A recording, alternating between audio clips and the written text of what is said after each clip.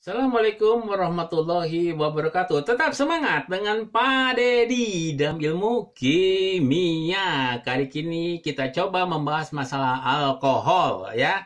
Begitu pula dengan tata namanya masalah alkohol ya. Sering sekali kita temukan alkohol dalam kehidupan sehari-hari gitu kan. Tapi hati-hati ya, jangan sampai salah penggunaannya karena alkohol itu dilarang ya dikonsumsi ya, sangat cukup berbahaya ya, seperti itu ya. Jadi perlu kita ketahui ya alkohol. Jadi alkohol yang bagaimana? Jadi rumusan alkohol itu ya hampir mirip dengan apa? Dengan haloalkana, hanya rumusannya CnH2n plus 1 di sini OH. Kalau haloalkana di sini adalah halogen. Alkohol merupakan turunan dari alkana di mana atom H digantikan dengan gugus atom OH. Jadi alkananya misalnya di sini adalah etana, kemudian hanya diganti dengan OH menjadi etanol. Ya, jadi perubahan penggantian unsur H dengan OH ya, unsur H dengan OH gitu ya, seperti itu. Kemudian ya berdasarkan banyaknya gugus OH yang terikat, alkohol itu ada alkohol monovalen ya. Monovalen, mono itu satu. Jadi alkohol monovalen itu alkohol yang hanya mempunyai satu gugus OH. Ya, contohnya ini gugusnya OH-nya ada satu, ya, gitu kan.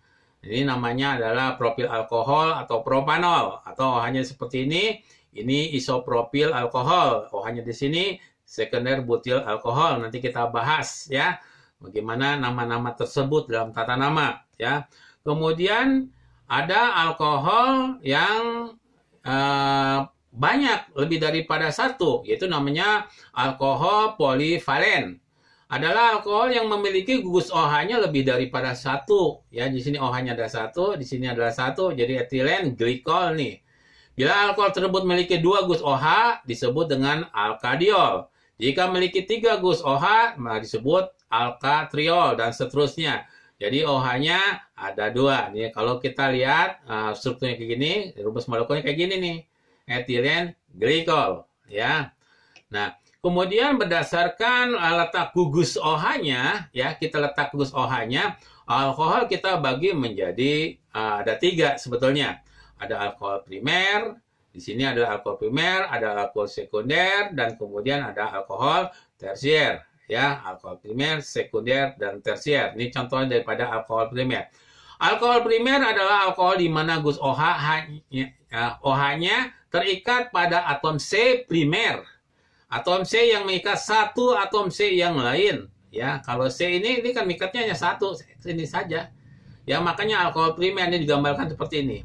Ya, OH-nya di sini, ini CH2-nya. Ya, inilah yang dinamakan dengan etanol. Ya, etanol. OH-nya pada posisi C nomor 1. Di sini juga kita lihat C ini ya, walaupun ada dua, tapi C ini hanya mengikat satu atom C lagi.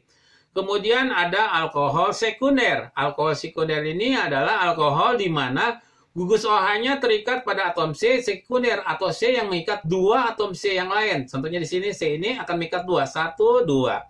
OH-nya seperti ini. Kita gambarkan seperti ini OH-nya, ini C-nya ya CH, kemudian ini CH3, CH3. Ya, kita lihat juga di sini sekunder. Ya, lihat di sini C-nya megang dua. Nah, di sini OH-nya ya. Ya, ini adalah alkohol sekunder. Kemudian yang berikutnya adalah alkohol tersier. Ya, alkohol tersier. Alkohol tersier di mana atom OH-nya terikat pada atom C tersier atau C yang mengikat tiga atom C yang lain. C ini mengikat 1, 2, 3. Ini adalah alkil. Alkil itu adalah CH3, CH3. Kita lihat di sini C, di sini CH3, CH3. Kalau kita lebih jelasnya di sini C akan mengikat tiga atom C yang lain. Itulah alkohol primer, sekunder, dan tersier. Bagaimana kita pemberian nama di dalam senyawa alkohol? Ada ketentuan-ketentuan yang harus kita ikuti ya berdasarkan UPAC International Union of Pure and Application Chemistry yang kita singkat dengan UPAC. Aturannya tentukan rantai atom C terpanjang yang merupakan nama alkanolnya harus mengikat atau harus mengikat atau OH. Di sini nah, 1, 2. Kalau kita luruskan 3, 4. Hanya 4 rantai terpanjangnya. Tapi di sini 1, 2, 3, 4, 5. Jadi rantai terpanjangnya ini. 5 suku kelima adalah pentanol. Ya, suku kelima itu adalah pentanol. Ya, kita ingat lagi pelajaran kelas 10 nih, kelas 11 ya. Kelas 11 ada ya, gugus karbon. Jadi urutnya harus tahu ya, suku ke-1, kedua dan sebagainya, ya.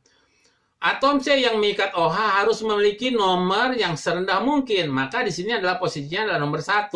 Jadi alkohol itu letaknya pada nomor 1, maka dikatakan 1 pentanol, ya, 1 pentanol, ya. Selanjutnya juga, ya, berdasarkan letak gugus OH pada rantai karbon, nama alkohol menurut UPAC International Union of Pure Application Chemistry, rantai C cabang harus diberi nomor sedekat mungkin terhadap C yang mengikat OH. Jika alkil cabang lebih dari 1, maka alkil besar diberi nomor kecil. Jika cabang sama lebih dari 1, maka diberi awalan di, tri, dan kemudian seterusnya.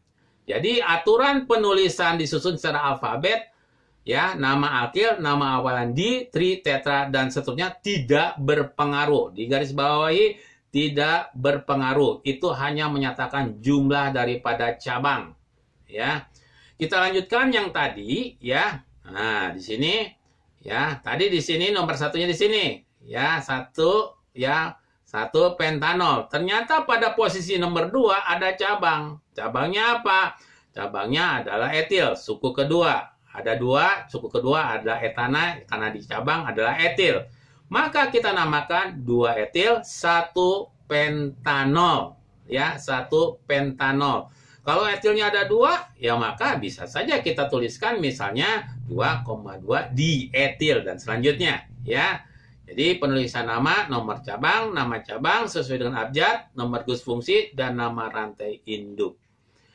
Demikian penjelasan Pak Dedi mengenai alkohol. Ya, mudah-mudahan kalian semua bisa dapat memahami dengan baik. Ya. Cukup sekian. Assalamualaikum warahmatullahi wabarakatuh.